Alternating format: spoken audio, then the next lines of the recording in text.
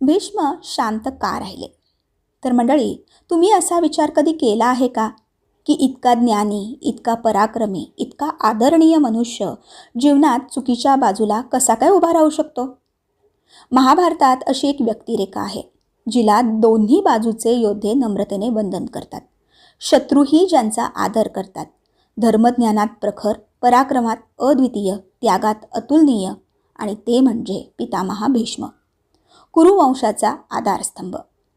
महाभारतातील जवळजवळ प्रत्येक मोठी व्यक्तिरेखा कुठल्या ना कुठल्या प्रकारे त्यांच्या प्रभावाखाली होती. इतका महान पुरुष तरीही महाभारतात एक अस्वस्थ करणारा प्रश्न कायम उभा राहतो. तो म्हणजे भीष्म शांत का राहिले? तर मंडळी, त्यांना अन्याय दिसत होता. द्रौपदीवर होणारा उघड अपमान दिसत होता. दुर्योधनाचा अहंकार दिसत होता. धृतराष्ट्राची अंध आसक्तीही दिसत होती. तरीही ते न्यायाच्या बाजूने उभे का राहिले नाहीत? तर या प्रश्नाचं उत्तर त्यांच्या आयुष्यातील एका प्रतिज्ञेत दडलं आहे. भीष्माचं मूळ नाव होतं देवव्रत. त्यांचे वडील राजा शंतनू सत्यवतीशी विवाह करू इच्छित होते. पण सत्यवतीच्या वडिलांनी अट घातली होती. सत्यवतीच्या पोटी जन्मलेला पुत्रच हस्तिनापूरचा राजा झाला पाहिजे. वडिलांच्या आनंदासाठी देवव्रताने सिंहासनाचा त्याग केला. पण एवढ्यावर ते थांबले नाहीत. त्यांनी एक प्रचंड प्रतिज्ञा घेतली, आयुष्यभर ब्रह्मचर्य पाळण्याची. इतकी कठोर प्रतिज्ञा ऐकून देवानी देखील उद्गार काढले. अरे, हा भीष्म आहे. तेव्हापासून देवव्रत झाले भीष्म. ही प्रतिज्ञा त्यांना महान निश्चित बनवते. पण न कळत तीच प्रतिज्ञा त्यांच्या आयुष्याची कैद बनते. कारण त्या दिवसापासून त्यांनी स्वतःला एक ओळख दिली की मी हस्तिनापूरच्या सिंहासनाचा रक्षक आहे. जो राजा असेल त्याची सेवा करणे हा त्यांचा धर्म आहे, मग तो धृतराष्ट्र असो किंवा दुर्योधन. आणि इथेच भीष्मांचा अंतर्गत संघर्ष सुरू होतो. त्यांना धर्म समजत होता, पण त्यांच्या प्रतिज्ञेने आणि त्यांच्या ओळखीने त्यांना एका चौकटीत बंद केलं होतं. आता थोडा वेळ थांबून जरा विचार करा, ही कथा फक्त भीष्मांची आहे का? आपल्या आयुष्यातही असं होत नाही का? कोणी म्हणतो मी कुटुंबासाठी सर्व सहन करणार आणि मग तो अन्यायही सहन करतो. कोणी म्हणतो मी एकदा निर्णय घेतला आहे, मी मागे फिरणार नाही. जरी तो निर्णय चुकीचा असला तरी तो त्यालाच चिकटून राहतो.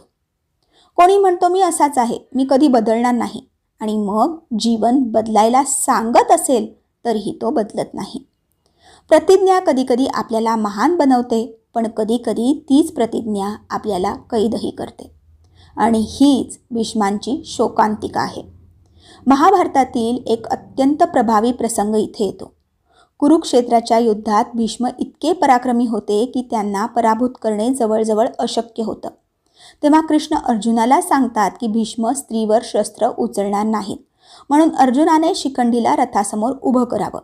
शिखंडीला पाहून भीष्म शस्त्र खाली करतात आणि त्या क्षणी अर्जुन असंख्य बाण सोडतो आणि बाणांचा वर्षाव करतो. इतके बाण की भीष्म बाणांनी जखमी होतात आणि ते बाणांच्या शय्येवर पडतात. ते जमिनीवर पडतात, पण जमिनीला स्पर्शही करू शकत नाहीत, कारण त्यांचा देह बाणांनीच आधारलेला असतो. आणि अशा प्रकारे ते बाणांच्या शय्येवर पडतात. त्यांच्या इच्छामरणाच्या वरामुळे ते लगेच देह सोडत नाहीत. ते सूर्य उत्तरायण होईपर्यंत 58 दिवस बाणांच्या शय्येवर राहतात. ते तिथेच विव्हळत थांबतात आणि इथून पुढे त्या दृश्याचा एक खोल अर्थ उलगडतो. हे दृश्य फक्त युद्धाचं वर्णन नाही, ते एक प्रतीक आहे.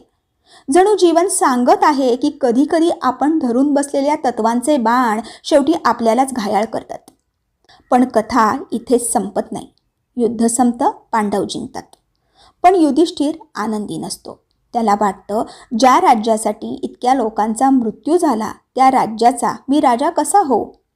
तो राज्य स्वीकारायलाच तयार नसतो. तेव्हा श्रीकृष्ण त्याला म्हणतात, चल एका व्यक्तीकडे जाऊ. आणि कृष्ण त्याला बाणांच्या शय्येवर पडलेल्या भीष्मांकडे घेऊन जातात. आणि मग एक विलक्षण दृश्य घडतं.